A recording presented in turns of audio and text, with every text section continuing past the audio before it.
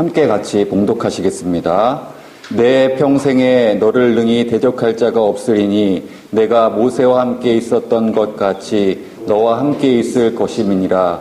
내가 너를 떠나지 아니하며 버리지 아니하리니 강하고 담대하라. 너는 내가 그들의 조상에게 맹세하여 그들에게 주리라 한 땅을 이 백성에게 차지하게 하리라. 오직 강하고 극히 담대히 하여 나의 종 모세가 내게 명령한 그 율법을 다 지켜 행하고 우로나 좌로나 치우치지 말라. 그리하면 어디로 가든지 형통하리니 이 율법책을 내 입에서 떠나지 말게 하며 주야로 그것을 묵상하여 그 안에 기록된 대로 다 지켜 행하라. 그리하면 내 길이 평탄하게 될 것이며 내가 형통하리라. 내가 내게 명한 것이 아니야. 강하고 담대하라. 두려워하지 말며 놀라지 말라. 내가 어디로 가든지 내 하나님 여호와가 너와 항상 하느니라 하시니라.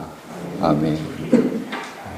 주신 말씀을 본문으로 해서 영적 전쟁을 위한 필승 전략이라는 제목으로 여러분께 하나님의 말씀을 전하겠습니다. 예수 믿기가 참 힘들다고 말합니다. 저도 소위 모태신앙인으로서요, 적잖은 신앙생활을 했는데 한 해 한 해 신앙생활 하면서 이 말이 피부로 느껴집니다. 이렇게 신앙생활이 힘들고 어려운 데는요, 여러 가지 이유가 있겠지만 그 중에 한 가지는 바로 우리가 보이지 않는 악한 사단의 세력들과의 영적 전쟁 가운데 있다는 것이 아닐까 합니다.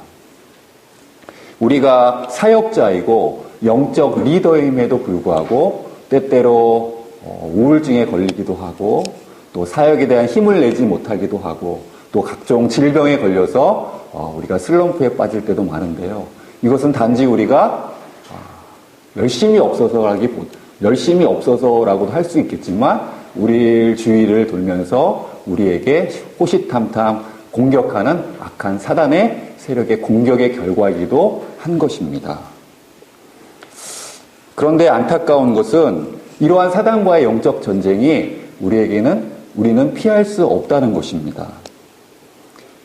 특별히 영적 지도자인 우리가요, 하나님의 나라를 이루어가는데 어떠한 존재인지를 사단은 잘 알고 있기 때문에 평신도에게 공격하는 것보다 영적 지도자에게 공격하는 것이 훨씬 더 강한 것입니다. 우리는 이런 현실 가운데 있기 때문에 사역자로서 신앙생활이 힘들 수밖에 없는 거고 고통을 당하기도 합니다. 우리는 이 끊임없는 계속되는 영적 전쟁 속에서요, 반드시 승리해야 합니다. 하나님께서 이 전쟁을 수행하라고 명령하셨기 때문이기도 하고, 이 명령을 수행했을 때에 하나님의 영광을 받으시고 또한 우리에게 이 땅에서 누릴 수 있는 놀라운 은혜가 있기 때문인 것입니다. 하나님이 허락하신 천국을 이 땅에서 풍성하게 누릴 수 있는 것입니다. 죄 많은 이 땅에 하나님의 통치가 임할 수 있도록 우리가 그렇게 할 수 있는 것입니다. 이 땅에 하나님을 알지 못하는 자들에게 하나님의 나라를 소개하고 영혼을 구원하기 위해서는 반드시 우리가 영적 전쟁을 승리해야 하는 것입니다. 만약에 승리하지 않는다면 우리가 누리는 혜택은 누릴 수 없게 되고요. 또한 우리는 죄악 속에서 한숨 지며 사단에 패배하여서 패배의식 가운데서 우리는 지옥과 같은 사역을 할 수밖에 없는 것입니다. 여러분, 피할 수 없는 싸움, 그러나 계속되는 이 만만치 않은 싸움에서 우리는 어떻게 해야 승리할 수 있을까요? 어떻게 해야 사단과의 영적 전쟁에서 승리해서 하나님 앞에 영광을 돌리고 또 하나님의 통치와 다스림 이 땅에서 풍성하게 누리며 우리에게 주어진 사명을 감당할 수 있겠습니까? 우리가 믿는 하나님은 어떠한 하나님이십니까? 지혜와 모략이시니요 전쟁에 능하신 만군의 하나님 여호와이신 것입니다. 여러분 믿으십니까? 바로 이 하나님께서 오늘 영적 전쟁을 수행해야 하는 우리에게 오늘 본문 말씀을 통해서 이 영적 전쟁에서 승리할 수 있는 필승 전략을 제시하고 계십니다. 여러분, 이 전략에 대해서 궁금하지 않으십니까? 오늘 본문 말씀을 통해서 제가 하나님께서 우리에게 주시는 필승 전략을 두 가지로 말씀을 드릴까 합니다. 잘 들으시고 꼭 실천으로 옮기셔서 사단과의 영적 전쟁에서 승리하셔서 날마다 승리의 간격 속에서 하나님께 영광 돌리시는 사명 감당하시는 저와 여러분이 되기를 간절히 소원합니다. 하나님이 우리에게 주시는 첫 번째 필승 전략은 담대함과 용기를 가지라는 것입니다. 전쟁에서 가장 중요한 것이 바로 군사들의 사기인 것입니다. 아무리 숫자가 많고 좋은 무기를 갖추었다 할지라도 F-35 전투기를 가졌다 할지라도 만약에 전쟁에 임하는 군사가 사기가 없다면 그 전쟁은 해보나 마나인 것입니다. 그렇기 때문에 하나님께서는요, 영적 전쟁을 임하는 우리에게 가장 먼저 내면적인 용기와 자신감을 주문하고 계신 것입니다. 그런데 하나님이 요구하시는 담대함과 용기는요, 우리 자신으로부터 나오는, 창출되는 것이 결코 아닙니다. 하나님으로부터 주어지는 용기와 담대함인 것입니다. 오늘 5절과 6절 말씀을 보시면 너희 평생에 너를 능히 당할 자가 없으리니 내가 모세와 함께 있었던 것 같이 너와 함께 있을 것임이라. 내가 너를 떠나지 아니하며 버리지 아니하리니 마음을 강하게 하라. 담대히 하라. 너는 이 백성으로 내가 그 조상에게 맹세하여 주리라 한 땅을 얻게 하리라. 하나님이 우리에게 요구하시는 용기는, 담대함은 천지를 창조하신 하나님으로부터, 우리의 죄를 구원하신 주 예수 그리스도로부터 오는 담대함인 것입니다. 우리를 천국 백성 되게 해주시고 하나님의 군사로 불러주셔서 하나님께서 이 영적 전쟁에서 범사에 함께하사 반드시 승리하게 하시겠다는 그런 확신 가운데 나오는 담대함인 것입니다. 우리가 이러한 담대함과 용기로 사단의 세력과 영적 전쟁을 감당할 때에 우리는 그 어떤 대적이, 어떠한 세력이 우리를 위협한다고 할지라도 우리는 담대하게 승리할 수 있는 것입니다. 그래서 시편 27편에 이렇게 말씀하십니다. 여호와는 나의 빛이요 나의 구원이시니 내가 누구를 두려워하리요. 여호와는 내 생명의 능력이시니 내가 누구를 무서워하리요. 나의 대적 나의 원수된 행악자가 내 살을 먹으려고 내게 왔다가 실족하여 넘어졌도다. 군대가 나를 대적하여 진칠지라도 내 마음이 두렵지 아니하며 전쟁이 일어나 나를 치료할지라도 내가 오히려 안연하리로다. 아멘. 여러분, 우리에게는 두려워할 이유가 없는 것입니다. 전능하신 하나님께서 우리의 아버지가 되시고 주님 하나님께서 보내주신 구주 예수님께서 그분이 십자가를 지심으로 말미암아 죄와 사망의 권세를 이미 이기신 것입니다. 죄 아래 기세 등등했던 사탄의 세력들이 바로 예수님의 발 앞에 무릎 꿇었다는 것입니다. 그 승리하신 주님께서 우리에게 말씀하십니다. 담대하라, 내가 세상을 이기었노라 말씀하십니다. 여러분, 그러므로 우리는요, 우리와 함께 하신 하나님을 바라보고 집중하면서 자신감과 용기를 가져야 할 것입니다. 대장부가 되어야 할 것입니다. 그러면 우리는 반드시 이기는 것입니다. 사탄의 세력을 묵상할수록 우리는 두려움밖에 일어나지가 않는 것입니다. 사단의 쳐놓은 많은 환경들을 바라볼 때 우리는 절망하고 두려워할 수밖에 없는데, 그 모든 것을 주관하시는 하나님을 바라보시고 우리에게 승리한다 명령하시는 하나님을 바라보면 우리는 담대하여 이길 수가 있는 것입니다. 두 번째로 하나님께서 우리에게 주시는 두 번째 전략은요, 바로 하나님의 말씀을 철저히 지키는 것입니다. 우리가 영적 전쟁을 함에 있어서 사기만이 중요한 것이 아닙니다. 그 못지않게 강력한 무기를 갖추어야 하는 것입니다. 하나님은 우리에게 담대한 용기를 가졌다면 하나님의 말씀을 철저하게 지키라고, 무기로 사용하라고 우리에게 말씀해주고 계신 것입니다. 그래서 7절 상반절에 보시면 말씀하십니다. 오직 너는 마음을 강하게 하고 극히 담대히 하여 나의 종 모세가 내게 명한 율법을 다 지켜 행하라고 말씀하시는데요. 또한 철저하게 지키라고 하나님께서는 말씀하십니다. 7절 상반절부터 8절까지 보시면 좌로나 우로나 치우치지 말라. 그리하면 어디로 가든지 형통하리니 이 율법을 내 입에서 떠나지 말게 하며 그것을 묵상하여 그 가운데 기록한 대로 다 지켜 행하라. 그리하면 내 길이 평탄하게 될 것이라 라고 말씀하여 주십니다. 하나님의 말씀을 지키는 데에 약한 마음을 먹지 말고 절대 흔들리지 말고 하나님의 말씀을 열심히 익히고 연구하며 되새기며 철저하게 지키라고 우리에게 말씀해 주고 계신 것입니다. 예수님이 공생에 시작하기 전에 사단에게 시험을 받으셨습니다. 그때 예수님께서 사단의 공격을, 시험을 물리친 것은 오직 단지 말씀뿐이었습니다. 다른 것은 없었습니다. 오직 어려서부터 하나님의 말씀 가운데에 성령 안에서 그렇게 커오신 예수님께서는 성령의 기름 부으심을 받고 오직 하나님의 말씀만을 담대하게 선포하여서 사단을 물리치셨다는 것입니다.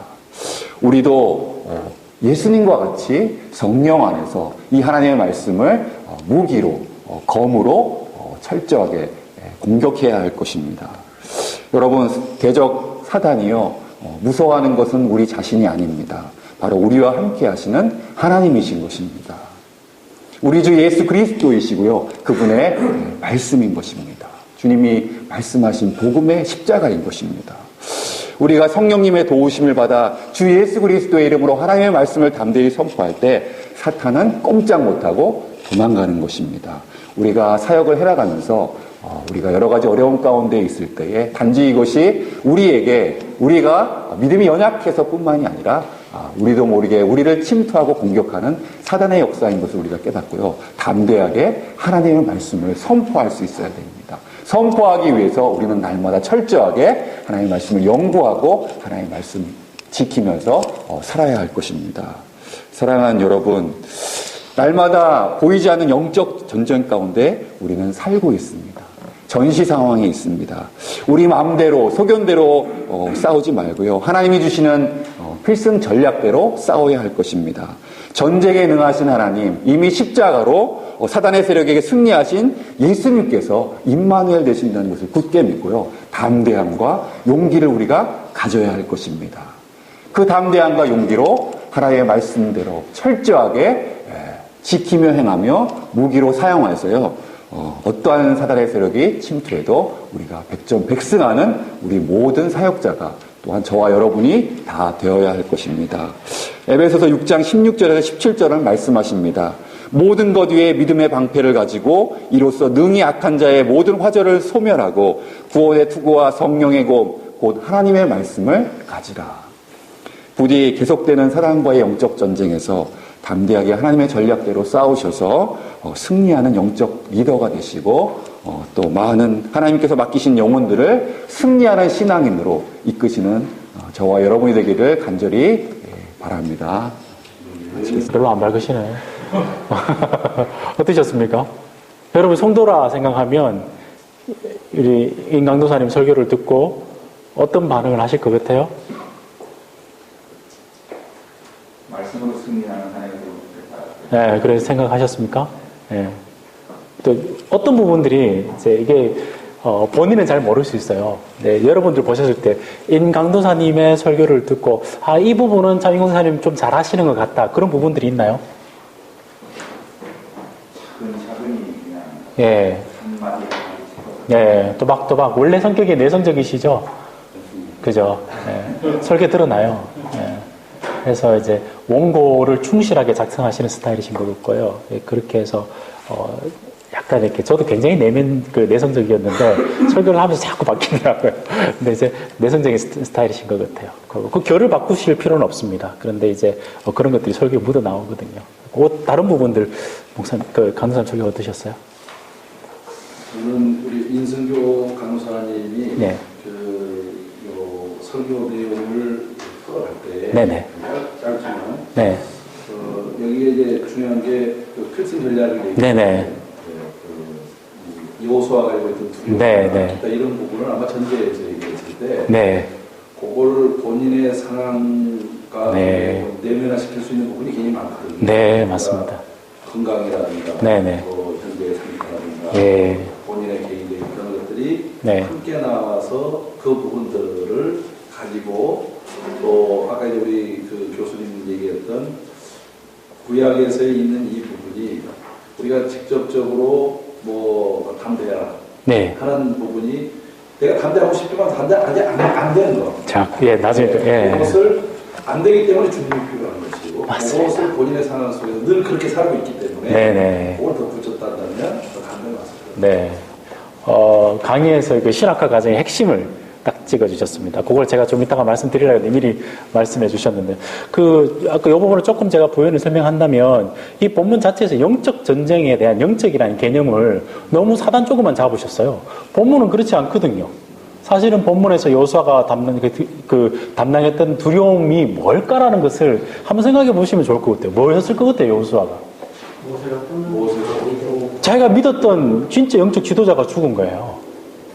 그죠? 자기가 따를 만한 모델이 지금 없어요. 그죠? 그리고 난 다음에 또 두려움이 뭐 어떤 게 있을까요? 한번 생각을 해보는 거예요, 그냥 설교 가운데. 그렇죠. 이게 보통 백성들이 아니지 않습니까? 모세한테도 돌을 던지려고 했던 백성들인데 이제 리더가 된 거예요. 우리 리더로서 이런 것들 내용들, 그리고 지금 가나안으로 넘어가는데 가나안이 만만치 않은 전쟁들이죠. 그래서 내가 과거에 정말 믿었던 사람들도 없어졌고, 그리고 내 마음속에 그리고 나와 함께 있는 사람들이 그렇게 호의적이지도 않고 앞을 내다봐도 좀 답답하고 어려운 문제일 것 같고, 이런 것들을 상황화를 해내면 본문에서 내 설교에서, 오늘날 설교에서 이게 그대로 밀접하게 다가올 수 있지 않습니다. 단순히 영적이라는 것이 우리가 지금 상황 가운데 있는 것도 영적인 거니까 그런 내용들을 설교 서론에서 조금 이렇게 더욱 발전시켰다면 나중에 적용할 때도 우리 가정 속에 내가 정말 믿었던, 교회 안에서 믿었던 사람들의 상처를 받았다 할지라도 이 오늘 설교 말씀처럼 하나님께서 약속해 주셨기 때문에 하나님에 대한 믿음 때문에 다시 여러분 담대하게 일어서야 됩니다 라는 내용들로 나올 수도 있겠죠. 그래서 그렇게 본문에서 충분히 생각할 수 있는 것들을 잘 이제 활용을 좀 서론에서 영적인 것만, 소위 말하는 영적인 것만 이야기하지 마시고 본문에서 충분히 고려할 만한 두려움의 상대들, 두려움의 대상들을 조금 더 드러내셨으면 훨씬 더 좋을 뻔했겠다라는 생각을 해봤습니다. 공감하시죠? 예, 그렇게. 그렇게. 혹시 또 다른 부분? 한 가지 더. 예. 이제 우리가 항상 공부할 때는 이제 적용에 대한 부분. 네. 그러니까 그래서 소와하는 네, 예, 맞습니다. 이제 우리가 이제 말씀에 이제 순종한다. 네. 그러면 그런 것들이 좀 더 이제 생활 속에 나는 그래서 네네. 말씀에 대해서 네. 이런 삶을 결단했다. 네. 그래야 그게 이제 롤 모델이 돼서 네. 그 다른 청중들이 네네. 함께 그 기점되어서 네. 부분을 네. 좀 더 표현합니다. 예, 조금 더 이제 다른 표현을 하지만 조금 더 구체적인 적용들이 필요한 것 같습니다. 그러니까 이 말씀을 예를 들면 아까 이제 목사님이신가요? 네, 목사님께서 말씀하셨다시피 내 삶 속에서도 내가 말씀대로 못 살잖아요. 그 영역들이 있죠. 근데 하나님께서 강하고 담대하라고 하신 이유는 나중에 조금 설명하겠지만 그 부분에서 내 삶 속에서 내가 두렵고 떨리고 그렇지만 하나님을 믿어서 내가 해나가는 일들에 대한 본인의 삶의 이야기라든지 성도들의 삶의 이야기라든지 시장에서 그렇게 어렵게 생활하고 앞이 답답하고 청년들 가운데 교회에서 정말 질포시대라고 이야기하는, 그럼에도 불구하고 담대하지 못할 상황임에도 불구하고 오늘 이 교회에 나와서 예배하는, 하나님을 믿어서 예배하는, 약속을 믿고 온 그 사람들 정말 믿음에 주님께서 함께 하실 겁니다 라는 조금 더 어떤 좀 구체적인 적용들, 그죠? 사람에 따라서 스펙트럼을 경제적인 부분에, 그리고 건강적인 부분에, 사람에 따라 청년들, 나이가 많은 어르신들까지 이렇게 조금 스펙트럼을 생각해 보는 거예요. 그래서 상황을 생각해 보시고 거기에 맞춰서 조금 구체적인 적용들을 좀 해나가시면 더 좋지 않을까, 그런 생각을 해봤습니다. 무슨 말씀인지 아시겠습니까? 네, 그렇게 해주시면 좋을 것 같습니다. 일단 혹시 더 이야기하고 싶으신 분 설교를 들으시고 없으세요? 예, 제가 이제 몇 가지를 한번 해볼게요. 설교에서 인트로덕션은 웬만하면 좀 외우세요. 설교에서 보고 이제 설교 시작했는데 얼마 되지 않아서 원고 봐버리면 좀 이렇게 성정들은 좀 그렇습니다. 설교학에서 설교 옛날에는 3분 안에 설교가 모든 것이 결정된다 그래요. 요즘 30초로 줄였다고 이야기하더라고요. 그러니까 초반에 웬만하면 인트로덕션은 서론 부분에는 원고를 보지 않고 좀 자연스럽게. 그래서 첫 부분에 적어도 이제 한 페이지가 있으면 인트로덕션 이만큼이시잖아요. 그죠? 이 정도는 조금 몇 번 읽어봐서 수월하게 넘어. 그러면 이 본문에서 나와 있는 하나님께서 우리에게 보여주신 필승 전략이 무엇일까요? 본문을 함께 보도록 하겠습니다. 이렇게 들어가시면 좋을 것 같거든요. 그리고 그 인트로덕션은 조금 외우시면 좋겠고 강도사님 설교를 할 때 본문을 한번 읽고 난 다음에 그 본문에서 어디에서 이 아이디어가 나와 있는지 정확하게 지적하는 게 잘 안 보여요. 무슨 말이냐면 필승 전략을 하나님께서 담대하라고 이야기하고 계십니다. 오늘 본문 말씀 보시면 6절 말씀에도 하나님께서 강하고 담대하라 말씀하시고 7절 말씀에도 보시면 오직 강하고 특히 담대하여라 말씀하시고 9절 말씀에도 보시면 내가 내게 명한 것이 아니냐 강하고 담대하라 하나님께서 3번이나 말씀으로 우리에게 말씀해 주고 계십니다. 무슨 말씀인지 알겠죠? 내가 지금 하고 있는 아이디어가 필승 전략이 우리는 강하고 담대해야 됩니다. 이게 이제 내 아이디어가 아니고 본문에서 나온 아이디어라는 것을 본문을 읽으시면 훨씬 더 강력하게 연결이 탁 돼버리겠죠. 그래서 그렇게 내가 지금 전달하고 있는 아이디어가 본문에 나와 있다는 것을 지적해 주시면 훨씬 더 좋겠습니다. 제가 부러워하는 교회 중에 하나가 박연선 목사님 교회입니다. 가보면 그 스크린에 본문 안 띄워놔요. 근데 오늘 말씀은 성도님들이 성경 본문을 찾아봐요. 그래서 이제 하루아침에 되는 건 아니겠죠. 그런데 제가 드리고 싶은 요지는 뭐냐 하면 성도들이 설교를 통해서 본문에 익숙하게 만드는 것도 우리 설교사의 몫인 것 같거든요. 설교문이 남는 게 아니라 설교를 다 듣고 난 다음에 그래 이 설교를 들으니까 이 본문이 무슨 본문인 줄 알게 하는 게 훨씬 더 오래가는 설교라는 저는 생각을 하거든요. 그래서 아이디어 좋습니다. 아이디어 좋아요. 하나님이 우리에게 주시는 첫 번째 필승 전략은 담대함과 용기를 가지라고 말씀하십니다. 이것이 우리의 필승 전략입니다. 이게 어디에 나와 있습니까? 오늘 본문 말씀 보시면 7절, 9절, 7절, 6절, 7절, 9절에 나와 있습니다. 이렇게 지적을 해주시는 것이 훨씬 더 좋지 않을까 생각이 듭니다. 공감하시나요? 네, 그렇게 해서 하시면 본문이 드러나잖아요. 아이디어가 남는 게 아니고 본문에 근거해서 내 아이디어가 나왔다는 것이 나오니까 그게 참 더 좋을 것 같은 생각이 듭니다. 그리고 이제 전사님 같은 경우, 강사님 같은 경우, 10편 27편을 아이디어로 이렇게 뽑아왔어요. 그죠? 강하고 담대하라, 이제 두렵지 않겠다라는 이야기를 뽑아왔잖아요. 뽑아왔는데, 이렇게 성경을 인용하실 때 조금 더 이제, 인용에 대한 효과를 좀 두시면 좀 좋을 것 같아요. 10편, 27편은 다윗이 한 상황이잖아요. 어려운 가운데 있었어요. 다윗이 어려운 가운데서도 10편, 27편에서 이렇게 고백합니다라고 본문을 읽으시면 훨씬 더 두렵지 않다라는 것들을. 예를 들면 10편 3편 같은 경우에도 자신의 아들이 자기를 쫓아내는 극한의 두려움과 극한의 어려운 정황 속에서도 그 본문 말씀을 10,000만인이 3절 말씀 10편 3편의 7절인가요? 5절 6절 그 보시면 10,000만인이 두려워 진을 칠지라도 나는 두려워하지 아니하리로다. 다윗이 그렇게 어려운 공경 가운데 두려움 가운데 있었을지라도 그가 두려워하지 않았던 이유는 뭐냐면 하나님이 성산에서 하나님이 나와 함께 하시기 때문에 이게 있었기 때문이라고. 그 인용을 할 때도 본문에서 내가 하고자 하는 그 정황과 그 배경들을 같이 묶어서 하게 되면 훨씬 더 효과가 좋을 것 같은 생각이 들거든요. 그렇죠? 그런 생각이 드시죠? 네, 그렇게 되었습니다. 그리고 이제 아까 우리 목사님이 말씀하신 거예요.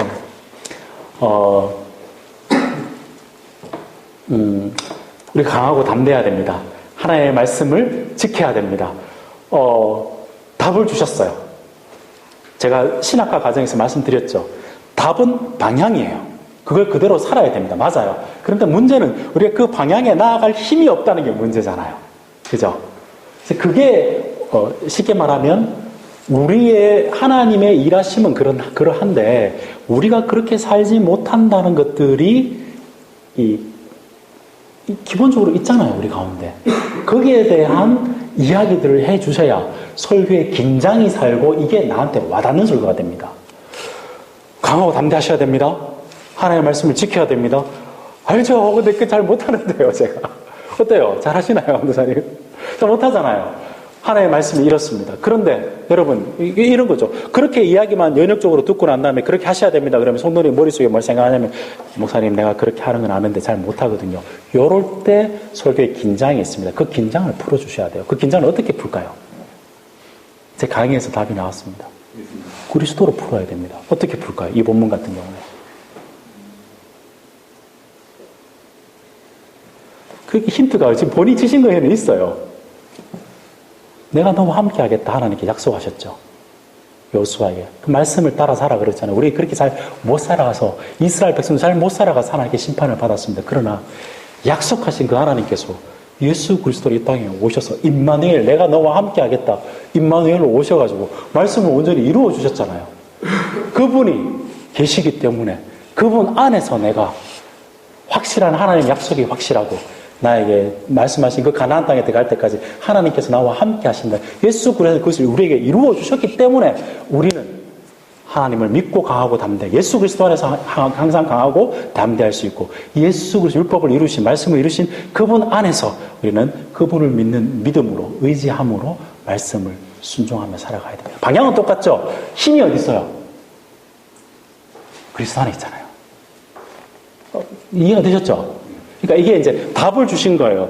조금 용어를 좀 바꿔볼게요. 요거 기억하고 계세요. 설교에서 긴장이 떨어지면 설교가 끝이 납니다. 긴장이 떨어지면 설교가 끝이 납니다. 제가 청중들에게 진짜 정직하셔야 돼요. 설교는 청중들에게 하나님이 우리에게 강하고 담대하라 약속하셨습니다. 하나님께서 말씀대로 살면 형통하리라고 주님께서 말씀해 주셨습니다. 그러니까 여러분들이 강하고 담대하시고 말씀대로 살아가셔야 됩니다. 이렇게 하게 되면 답은 주셨어요. 근데 여기는 여전히 긴장이 있거든요. 어떤 긴장이면 하나님은 그렇게 하실 거예요. 이루어 가실 겁니다. 그런데 그걸 내가 못 산다는 긴장이 있단 말이죠. 그 긴장을 풀어주는 것은 그리스도가 풀어준다고 이야기했죠. 그 신학적 틀들을 잘 생각해. 무조건 그걸 끼워 맞추라는 이야기는 아니고, 오늘 본문 같은 경우, 내가 너와 함께 하겠다는 이야기가, 마태복음 보시면 그분이 오셔서 임마누엘이고, 제자들을 파송하시면서도, 내가 땅끝까지 내가 너희와 함께 하겠다. 그 내용들이, 영원히 함께 하시면 마땅히 다시 오실 거고, 그 내용들이 신학적으로 이렇게 한번 생각해 보시면, 이거는 답을 준 것이고, 그 답을 이룰 수 있는 힘은 그리스도 안에 있겠구나라는 것들을 생각해 보시고, 묶으시면, 뒷부분에, 제가 만약에 이제 굉장히 좋아요. 설교 문 자체. 그 뒷부분에 그것들 이렇게 던져보시는 거죠. 여러분 정말 강하고 담대할 수 있습니까? 여러분 정말 하나님의 말씀대로 살아가실 수 있겠습니까? 긴장을 주는 거죠. 여러분 우리는 약해서 안 됩니다. 그러나 하나님은 약속하신 그분 그대로 이 땅에 오셔서 이루시고 우리와 함께 하시겠다고 약속해 주셨고 지금 우리와 성령님과 함께 하시죠. 그 내용들을 가지고 다시 방향성을 주는 거죠. 그렇게 하시면 훨씬 더 이 설교가 단순히 답만 주는 게 아니라 성도들이 가지고 있는 긴장감을 해소해 주면서 답을 줄 수 있는 그 두 축을 조금 살려주시면 더 좋지 않을까 그런 생각을 해봅니다. 어때요? 그게 훨씬 좀 나을 것 같지 않나요? 네. 그래서 그렇게 본문을 잡으시면 좋을 것 같습니다. 제가 만약에 이 본문을 가지고 설교를 해본다면 초반부터 막 긴장을 막 줄 거예요. 특히 내러티브잖아요. 여호수아의 입장에서 생각해 보는 거예요. 모세가 죽었습니다. 이를 어떡합니까? 내가 40년 동안 따라다녔던 나의 지도자가 죽었습니다. 그 모세를 따르던 이스라엘 백성들 굉장히 고집센 백성들이고 내 지도자를 내 그 영적 스승을 돌로 치려고 했던 그 사람들 내가 이제 그들을 끌어모아야 되는데 어떡하죠? 그리고 가나안 땅에 가면 저 여리고 성은 굉장히 큰 성으로 둘러져 있고 앞에 요단강도 있고 그걸 내가 어떻게 가서 어떻게 싸울 거야? 나는 할 수 없는데 계속 마음속에 두려움이 있었을 것 같습니다. 여호수아가. 그리고 이제 탁 전환해서 우리의 삶 속에서 내가 예수 그리스도를 믿고 하나님을 믿지만 내 삶 속에서 여러 가지 이런 두려움들과 어려움들이 있을 때 있습니다. 이걸 어떻게 해결하죠? 오늘 본문 말씀 보시면 하나님께서 해결할 수 있는 강도사님의 이제 말씀을 빌린다면 필승 전략이 있습니다. 그 두 가지를 여러분이 꼭 마음에 새겨갔으면 좋겠습니다. 그 첫 번째가 뭐죠? 하나님께서 강하고 담대하라고 하셨습니다. 하나님께서 약속해 주셨습니다. 그죠? 아까 이제 설교 가운데 그 내용이 나왔어요. 그 강하고 담대함은 우리한테서 나오는 게 촉발된 게 아니라 그랬죠. 상발된 게 아니라고 했었죠. 똑같은 이야기죠. 이 강하고 담대하게 되는 것은 하나님께서 약속해 주셨기 때문에. 그렇게 할 수 있는 것입니다. 그런 식으로 연결해서 두 포인트를 내 주도가 아니고 본문 주도로, 비결이 본문에서 나왔다는 것으로 쭉 이어가서 그리스도로 딱 맞추어서 뒤에 촉구를 하셨으면 좋겠어요. 뒤에 이 설교문의 가장 큰 제가 봤을 때 단점 중에 하나는 뭐냐면 결론이 없습니다. 두 포인트만 이야기하신 거죠. 요거를 랩법 딱 묶어서 아까 제가 말씀드렸다시피 그리스도 안에서 그리스도께서 이루어주셨습니다. 그분이 함께 하십니다. 그렇기 때문에 여러분 강하고 담대하십시오. 여러분 그렇기 때문에 주님과 함께 하시기 때문에 말씀 되신 그분이 여러분 가운데 성령님으로 말씀을 가르쳐 주시고 조명해 주시고 깨닫게 해 주실 겁니다. 그 말씀대로 살아가십시오. 촉구가 있어야 되죠.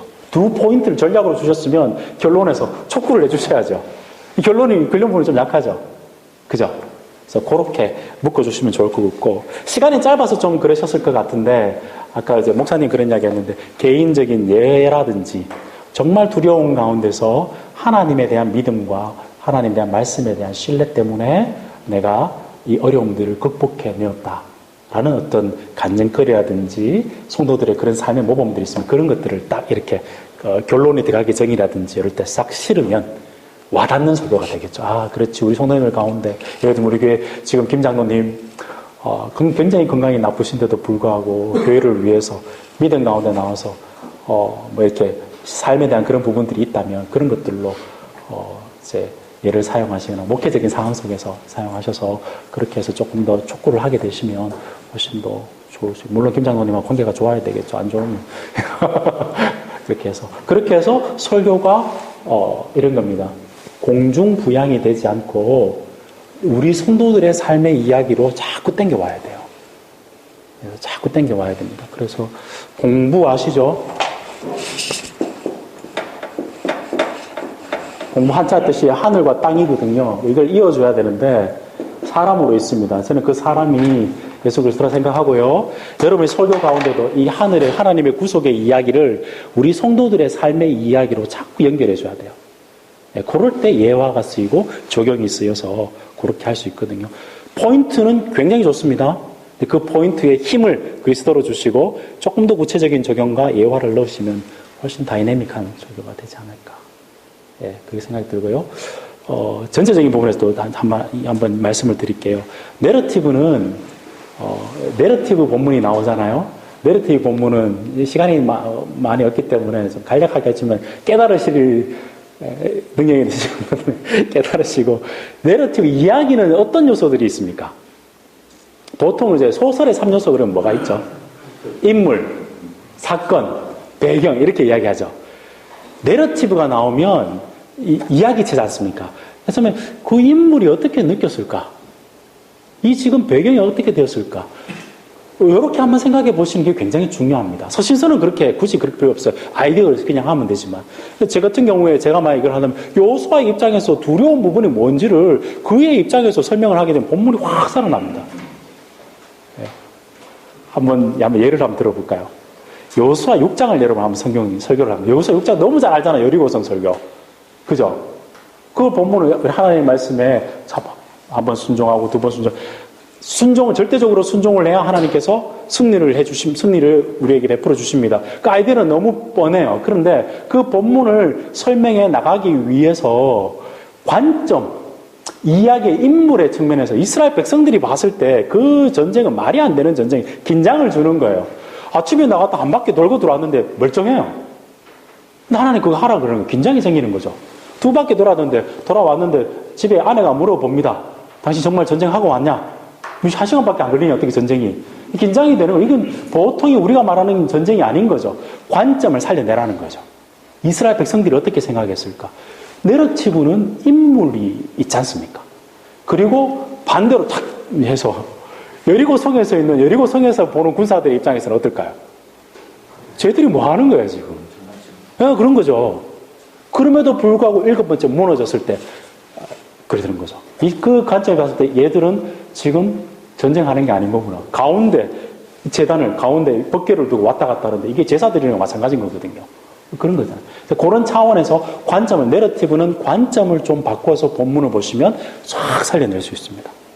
아이디어는 같죠. 메인 아이디어는 같아요. 그런데 그 아이디어를 살려내기 위한 이야기체는 인물을 따라서 쭉 한번 생각해 보시고 관점도 생각해 보시고 그다음 인물 사건 어떤 사건을 본문이 어떻게 설명하고 있는가 그리고 그 배경도 좀 살펴보시면서 그걸 조금 이야기스럽게 전달하시면 훨씬 더 살아날 것 같아요. 제가 왜 그렇게 말씀을 드리냐면 요렇게 설교한 본문 요 두 포인트가 서신서에서도 요 형태 그대로 가도 똑같을 것 같거든요. 내러티브면 본문 이야기면 본문의 이야기를 조금 더 여호수아의 입장에서라든지 이스라엘 백성의 입장에서 조금 더 이야기를 조금 살려내시고 뒤에 포인트를 주시면 훨씬 더 본문이 좀 살아나지 않을까 싶어서 그렇게 이해가 되셨죠? 그 한목에 다 하라는 이야기는 아니에요. 근데 포인트 제가 찍어드렸던 포인트를 한번 생각해 보시고, 요걸 내가, 요렇게 좀 바꾸면 좀 좋겠다. 다 바꾸려 생각하지 마시고요. 본인이 설교는 그렇습니다. 백마지기 하는 사람이 하루아침에 천마지기 못 하거든요. 자꾸 느려서 하다 보면 천마지기. 근데 하나님께 주신 만마지기 하시는 분이 계세요. 스펄전 목사님 같은 분. 그건 이제 함부로 할 수 없는 거예요. 그러나 제가 이제 말씀을 드리고 우리 목사님 말씀하신 부분도 잘 생각해 보시면서 요 부분은 내가 이렇게 조금 늘려 나갈 수 있겠구나. 그렇게 자꾸 생각을 해보시면서 확장을 내가시면 설교가 발전하게 될 거거든요. 그래서 그런 식으로 내일 아침에 또 해보셔야 되겠, 내일 오후에 해보셔야 되겠지만 그렇게 해서 한번 발전할 수 있는 능력들 한번 스트레치를 한번 해보십시오. 그렇게 해서 하시면 좋겠습니다. 혹시 다른 질문이나 하고 싶은 이야기 있으신가요? 왜 침으로 하시는지 모르겠어요.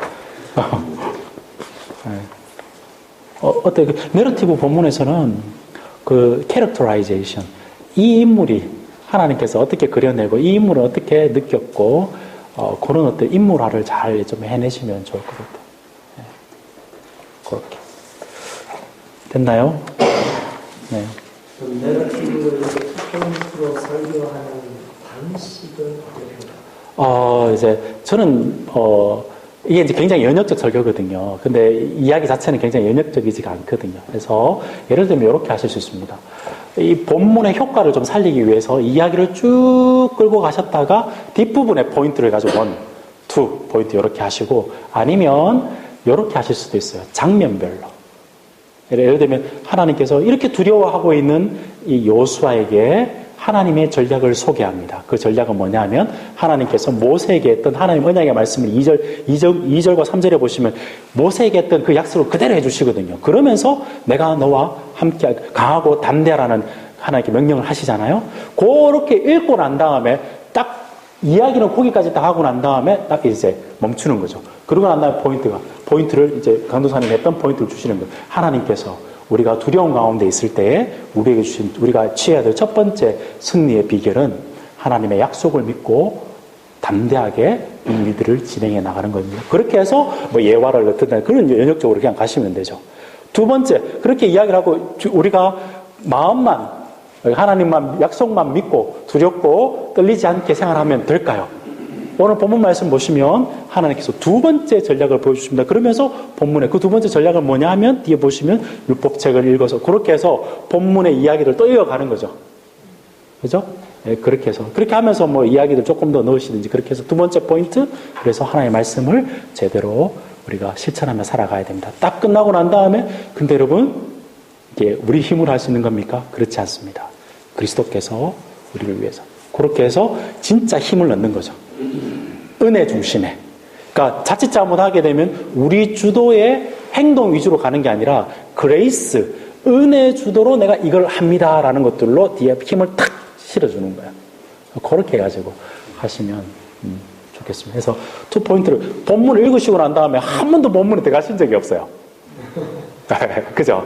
네, 그걸 살려내시면 앞에 이야기를 흘러가다가 첫 번째 포인트 나올 때 딱 끊으시고 포인트 들어가시고 다음 7절부터 들어가시고 그리고 하나님께 두 번째 비밀을 이렇게 이야기하십니다. 쭉 이야기 설명하시고 본문을 읽어내시면 되잖아요. 읽어내시고 두 번째 포인트 주시고 그렇게 하면 투 포인트를 주더라도 이야기의 흐름은 따라서 본문의 흐름은 따라서 그렇게 하시면 훨씬 더 본문이 드러나죠. 네. 저는 신학생들한테 그런 이야기 합니다.